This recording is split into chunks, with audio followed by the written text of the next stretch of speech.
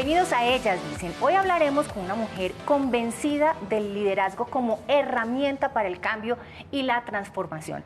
Y abordaremos el cómo es formar líderes para que sepan afrontar los enormes retos a los que se enfrentan y nos enfrentamos todos nosotros en el día a día como sociedad. Síganos en redes sociales, en @canalcapital y en www.conexioncapital.co. Saludamos a todos los que están conectados a esta hora en nuestro Facebook. Pueden hacer todas sus preguntas, las transmitiremos aquí en vivo y le damos la bienvenida en este momento a Rosita Manrique. Ella es presidenta de la Fundación Origen. Rosita, bienvenida a Ellas Dicen. Hola Patricia, ¿cómo estás? Gracias por invitarme. Yo feliz de tenerte aquí y empezar este tema de liderazgo, de formación de líderes y de cómo afrontar de verdad como todos esos retos que se nos están presentando en nuestra sociedad. Pero para empezar, Rosita, ¿qué es un líder? Yo creo que esa es una de las primeras como preconcepciones que nosotros retamos, porque creemos que uno o es líder o no es líder, y nuestra aproximación, y una aproximación además de todo, que es una corriente fuerte en temas de liderazgo, es que el liderazgo es un rol. No es que yo nazca líder ni que me levante como líder o que tengo un nuevo cargo, entonces soy líder. El liderazgo es un rol que se ejerce cuando hay necesidad de procesos de cambio. Es distinto a gerenciar, que gerenciar tiene que ver con optimizar, con mantener un poco el status quo, hacerlo más eficiente de alguna manera, que es una competencia muy importante. Pero cuando estamos enfrentando retos de cambio como los que enfrentamos en un mundo que cambia a esta velocidad, ahí es cuando necesitamos el liderazgo. Entonces, ¿quién es el que ejerce el liderazgo? Pues quien inspira, ayuda a construir una visión, motiva a un grupo a abordar un reto y desafíos y encontrar respuestas que no son obvias, porque cuando estamos hablando de temas de cambio, pues lo primero es que las respuestas no las tiene el líder, y que realmente lo que necesita ese líder es como orquestar esa energía colectiva para encontrar las respuestas entre todos. En ese orden de ideas, entonces, ¿los líderes nacen o se hacen? Totalmente convencidos que se hacen. Nosotros absolutamente vamos en contra de esa creencia de que si yo fui tan de buenas o tan de malas, que nací o no nací con el ADN del líder. El liderazgo es un rol que se puede aprender. Obviamente hay personas que tienen naturalmente más competencias, pero pues muchos de los grandes líderes, si les hubieran preguntado muchos años atrás, de pronto hubieran contestado que no se sentían líderes o que no tenían las competencias. Entonces es un rol y unas competencias que se pueden ir desarrollando y fortaleciendo, y que cada persona además encuentra su propio estilo de liderar. No creemos que existe una sola manera de hacerlo. Nosotros usamos mucho la metáfora que eso es como aprender a bailar, que no todo el mundo baila igual salsa, que además yo tengo que aprender a bailar varios pasos distintos y no solamente salsa. Y aprender cuando estoy bailando a aprender a bailar con los otros, o sea, con mi pareja, porque yo puedo bailar reggae, pero si el otro no, nos fregamos. Exactamente. Y sabes que yo creo que desde chiquitos, digamos, vemos a los niñitos, entonces vemos el niñito que es así el matoncito de la clase, y ese es el líder desde chiquito porque es el que manda a todo el mundo. Y hay como esa idea preconcebida que liderazgo es mandar.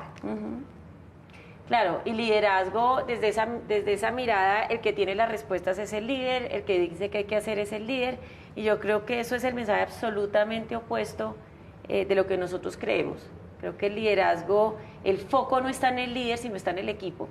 Y que un verdadero liderazgo lo que hace es pasar el foco de luz, si estuviéramos hablando como de un escenario, al equipo, que es quien tiene que encontrar las respuestas. Mucho lo que vemos, por ejemplo, en el liderazgo político es ese líder que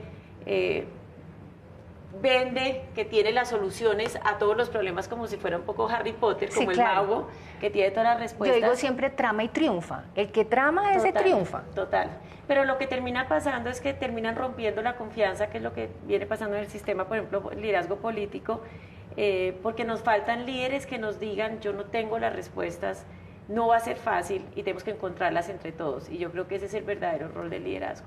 Cuando estamos hablando, y Rosita nos habla, es la Fundación Origen. Y yo quiero que compartamos con nuestros televidentes qué es la Fundación Origen, hace cuántos años están y cuántas personas han formado ya.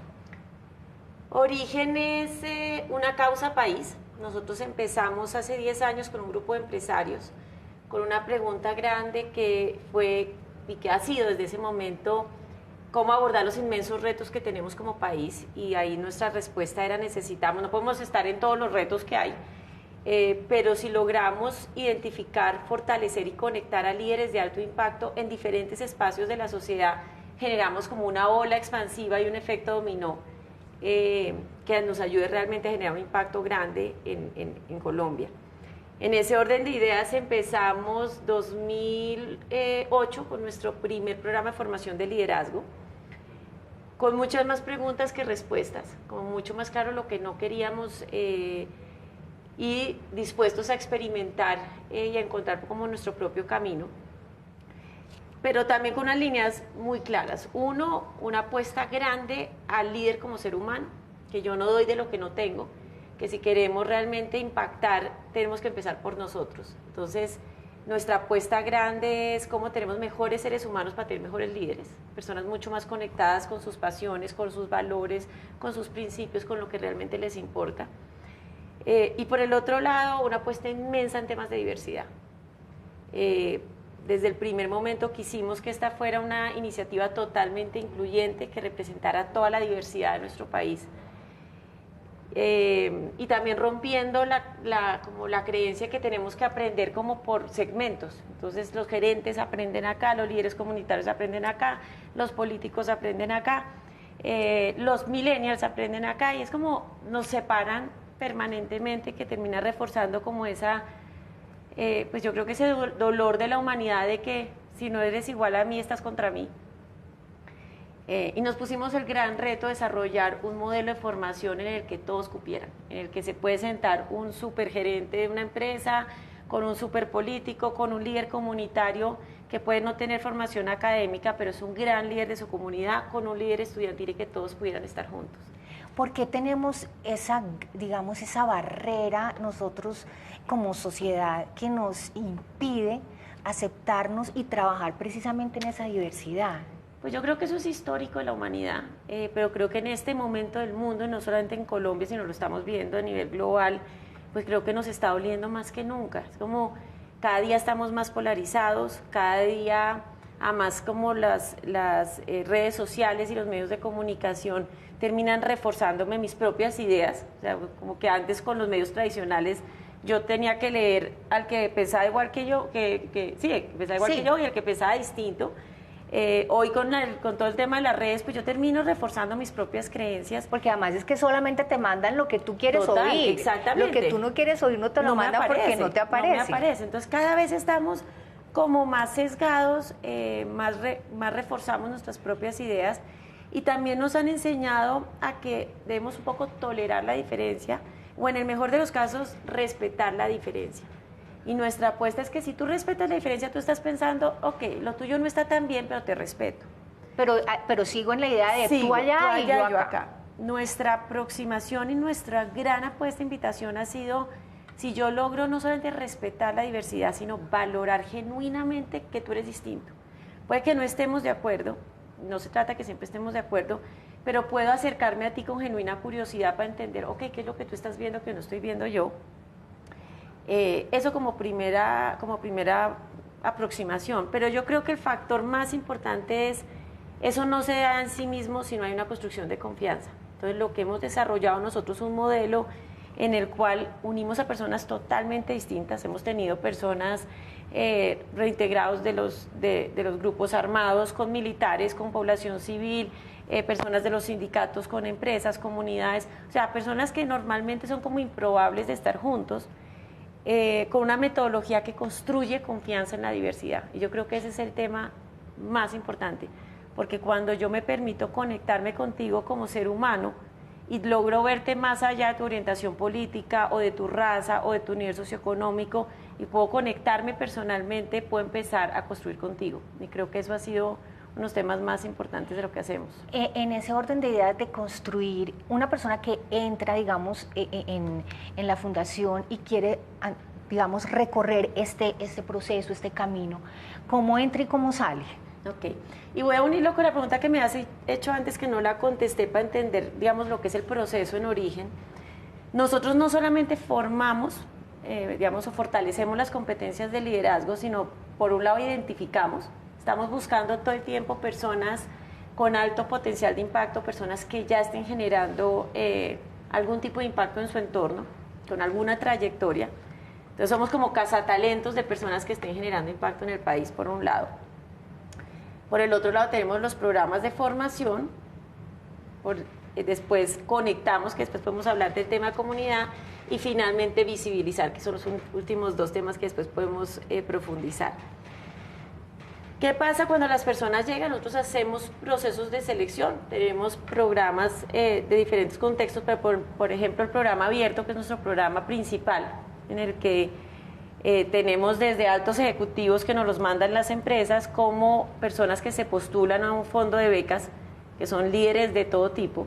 Y ahí, digamos, si entran, digamos, en el proceso y son seleccionados, no les cuesta absolutamente nada todo el proceso, o sea. Generalmente tenemos una parte becado y otra parte que la persona, porque yo creo que es importante. Porque unos promedian con los otros. Exactamente. O sea. Y también es importante que yo haga un esfuerzo, claro, dependiendo del nivel de cada persona que pueda hacer. Pero tenemos, digamos, un grupo de aliados que nos han apoyado durante todos estos años, que ya son 10 años, que nos ha permitido pues dar estas becas, que ha sido muy importante. Entonces yo me formulo y celebro porque me gané la beca. Exactamente. Tú te postulas, pasan por un proceso de entrevistas. De cada 3 personas, una seleccionada más o menos, se postulan 150 personas para 50 cupos cada semestre. Templado. Sí. Duro. Y no es que nosotros les digamos tú eres líder o tú no eres líder, no, todos tienen el potencial, sino seleccionamos en función de potencial de impacto, de trayectoria y también de diversidad, de armar un grupo muy diverso. ¿Qué pasa en el inicio y qué pasa después? Yo diría que si a una persona de origen le preguntan qué fue esa experiencia, lo primero que contestan es una experiencia profunda de vida, un regalo de vida, de autoconocimiento, de autoconciencia, de encontrar mi mejor versión. Nosotros partimos de la premisa de que cada ser humano es perfecto en sí mismo, pero que a veces nos hace falta, primero, creérnosla. Segundo, es como si uno le sacaran el brillo, y creo que ese es el proceso de origen, un proceso muy bonito a nivel personal. Por el otro lado, cuando estamos hablando de liderazgo, que estamos hablando de cambio, ahí es muy importante como 2 fuerzas. Uno, la inquietud, que es eso que me dice, oiga, esto que ya no está tan bien, quiero que cosas nuevas pasen. Entonces es un proceso en que las personas suben su inquietud, se hacen preguntas distintas, ya no se sienten tan cómodos con el status quo, empiezan a decir, ok, algo con el que me había conformado, yo creo que quiero cambiarlo. Y por el otro lado, muy importante, bajamos las resistencias al cambio. Nosotros venimos de un sistema educativo que estábamos conversando de éxito, que quién le va bien, el que tiene las 5 respuestas. Sí, y el que se equivoca, de malas. De malas, que si yo me equivoco me toca solucionarlo, si yo no sé tampoco puedo decir que no sé porque eso está mal visto.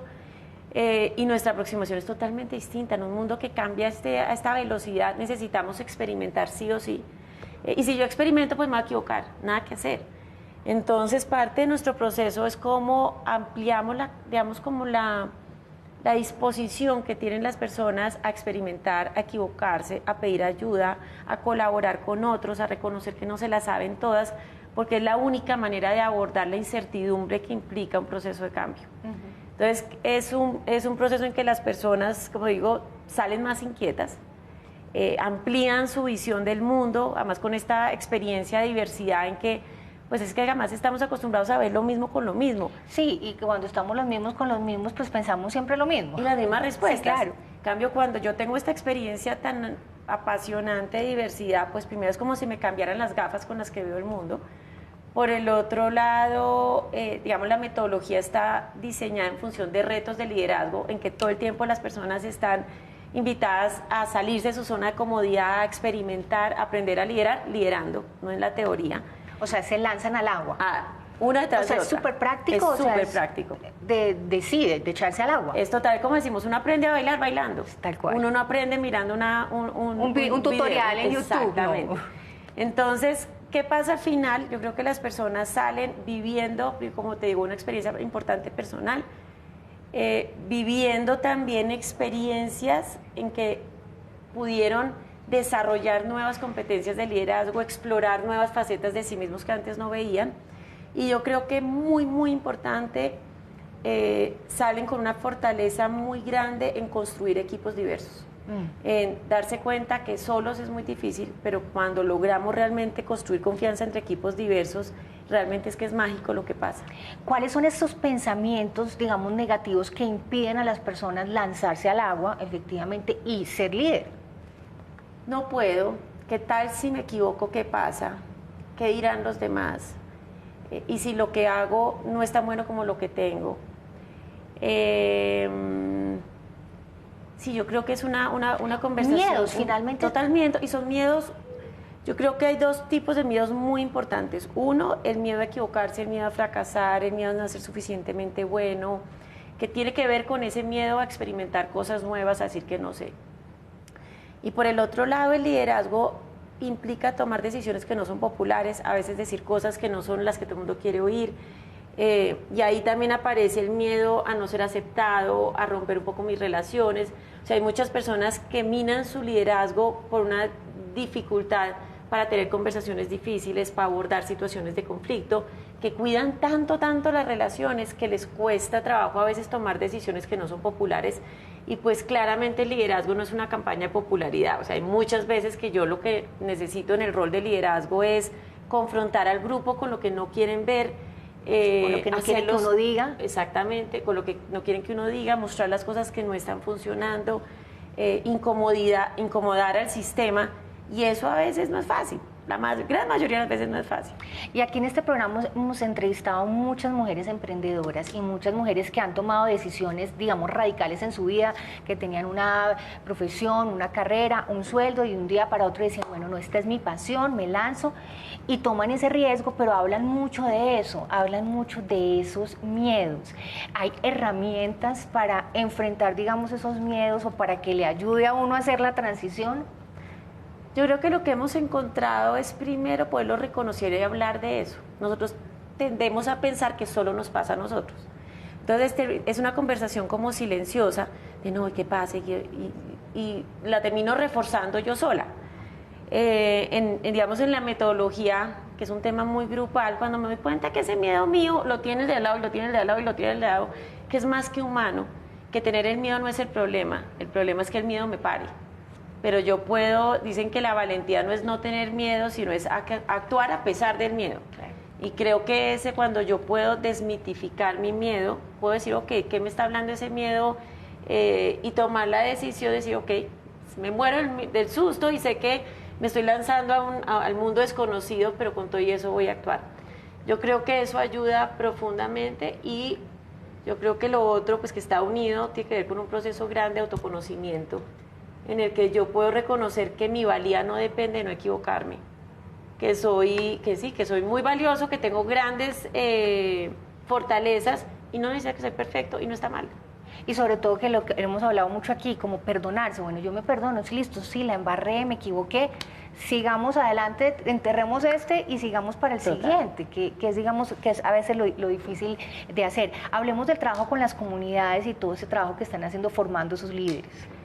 Sí, nosotros tenemos, como te digo, el programa principal en que mezclamos personas que también están en las comunidades, líderes comunitarios de alto impacto de diferentes escenarios, pero en esta trayectoria están impactando muchos de los líderes comunitarios y viendo el impacto, sobre todo el liderazgo colectivo, de cómo una persona sola es muy difícil, porque llega, por ejemplo, tenemos muchos líderes de Casucá, de Ciudad Bolívar, pero llegan a sus entornos y es muy difícil generar cambios si no impactamos a varios.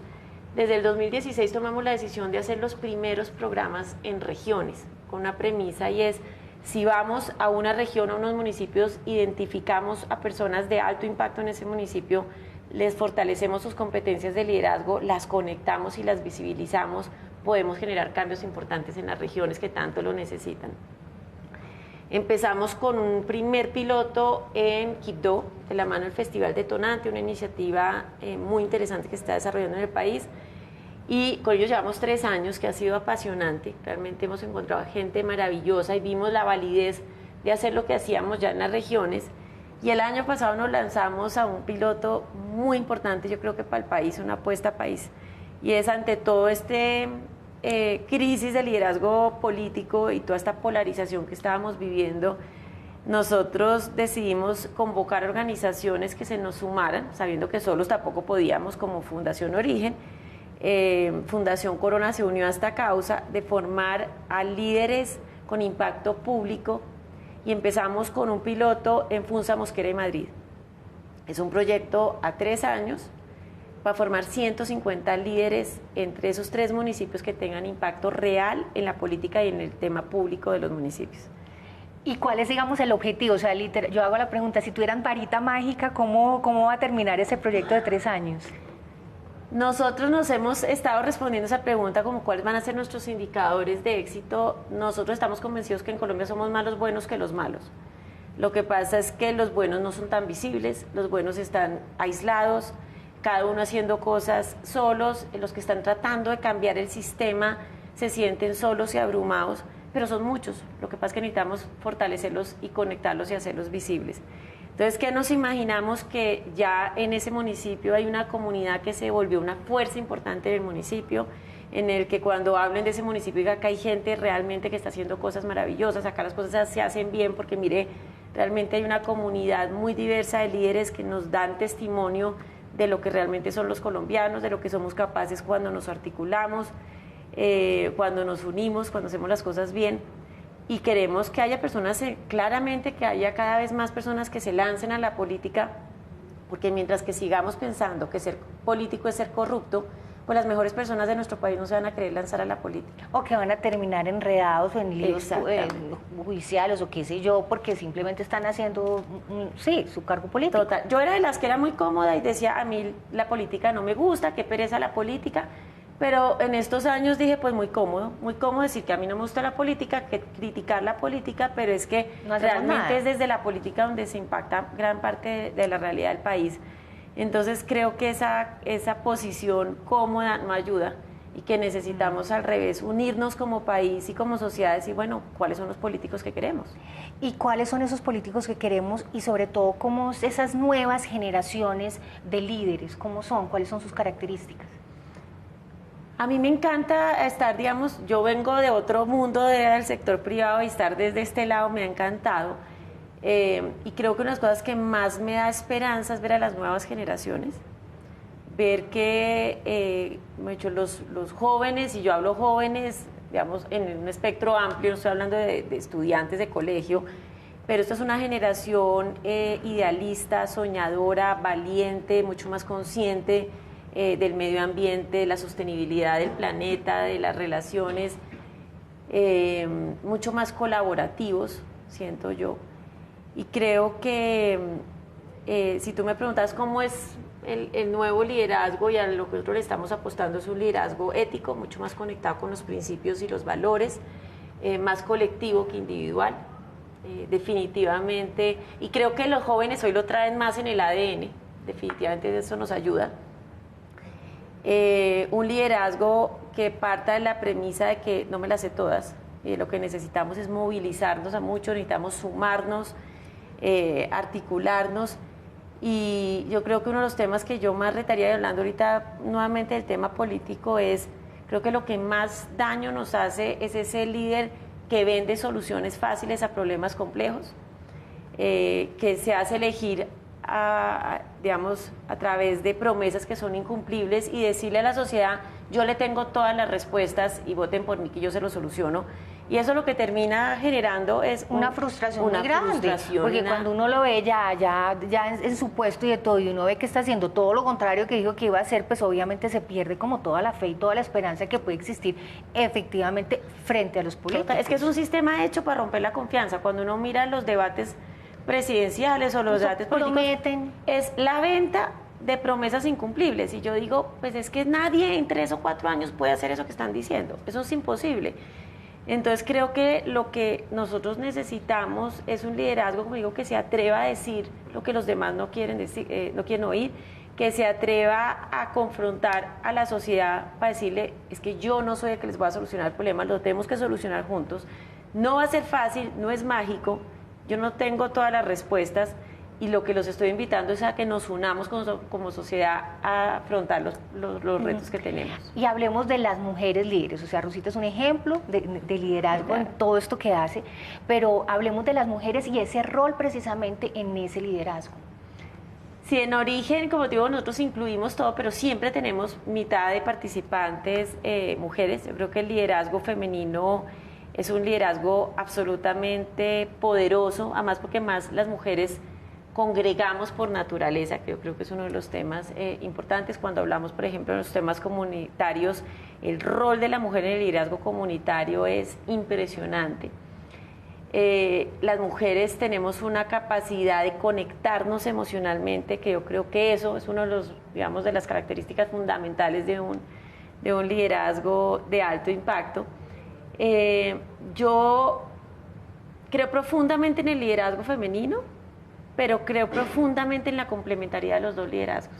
Como que en términos generales, y digo en todo el origen, digamos que es como nuestra gran apuesta en esa inclusión, y es, pues las mujeres son muy poderosas, pero nos complementamos profundamente con los hombres. Entonces no me gusta ninguno de los dos discursos separados, sí reconociendo pues que las mujeres tenemos unas características como innatas en nuestro ADN que nos ayuda mucho en el rol de liderazgo, y que a veces lo que le falta a las mujeres es creérselo, es realmente creer que son poderosas, luminosas, capaces de inspirar, capaces de hacer cosas que nunca se imaginaron. Nosotros ayer estábamos presentando los proyectos de cierre de uno de nuestros programas principales. Teníamos mujeres de todas las edades, pero por ejemplo mujeres que después de jubilarse deciden lanzarse a un tema de liderazgo, otras personas que ya decían, no, yo ya estoy casi por cerrar mi vida profesional, y deciden abordar otro nuevo reto, y todas coincidían que su mayor descubrimiento en este proceso fue: yo ya tenía con qué, lo que pasa es que no me lo creía, y yo creo que a las mujeres nos cuesta creérnoslo.